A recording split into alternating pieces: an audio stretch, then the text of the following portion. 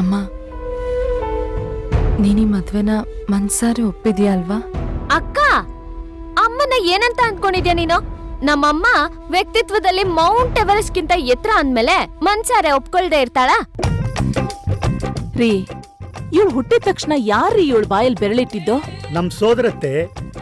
ಅದಕ್ಕೆ ಹಾಗೆ ಆಡ್ತಾಳೆ. ಸರಿ, ನಡೀರಿ ಹೊಡೋಣ. ಅಪ್ಪ, ಹಾಗೆ ಇನ್ನೊಂದ್ ವಿಷಯ.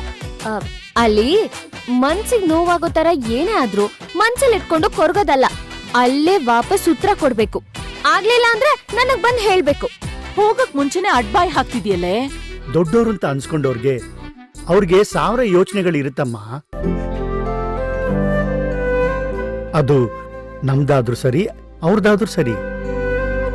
ಹಾಗಂತ ಅವರೆಲ್ಲ ಕೆಟ್ಟೋರಂತ ನಿರ್ಧಾರಕ್ಕೆ ಬರಬಾರ್ದು. ಆಟೋ ಬುಕ್ ಆಯ್ತು, ಬನ್ನಿ.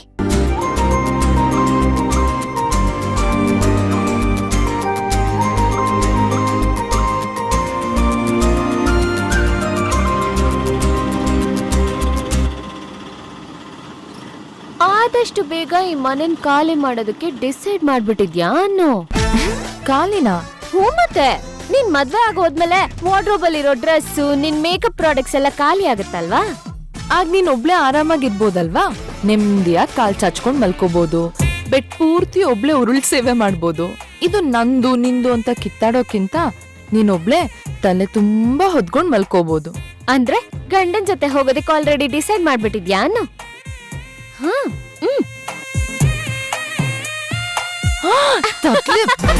ನಿನಗೆ ಜಾಸ್ತಿ ಆಯ್ತು ನಿಂದು.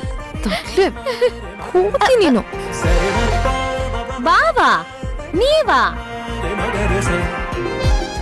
ಓ, ಅಪ್ಪ ಅಮ್ಮ ಹೋಗ್ತಾರೆ, ಅಕ್ಕ ಮಾತ್ರ ಒಬ್ಳೆ ಮನೇಲಿರ್ತಾಳೆ ಅನ್ಕೊಂಡ್ ಬಂದ್ರ? ಏನೇನೋ ಮಾತಾಡ್ತಾಳೆ. ಅಂಕಲ್ ಆಂಟಿನ ಕರ್ಕೊಂಡು ಹೋಗ್ಬೇಕು ಅಂತ ಬಂದೆ.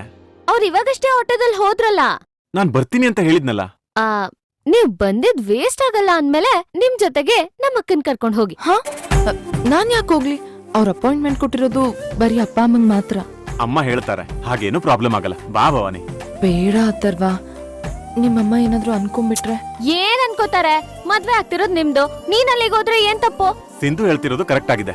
ಬಾ, ಹತ್ತು ಗಾಡಿ. ಏ ಬಾರೆ ಅಕ್ಕ. ಅಯ್ಯೋ ಆಯ್ತು ಇರು.